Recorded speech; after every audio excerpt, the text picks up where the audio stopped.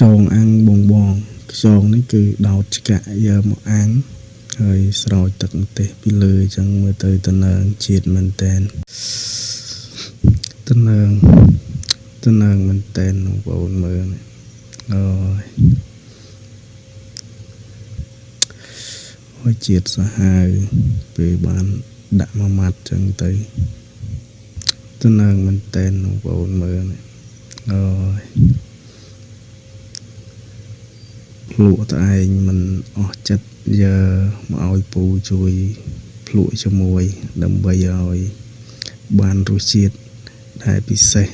នៃខ្យងអាំងដែលយើងស្រោចទឹកម្ទេសពីលើនេះគឺ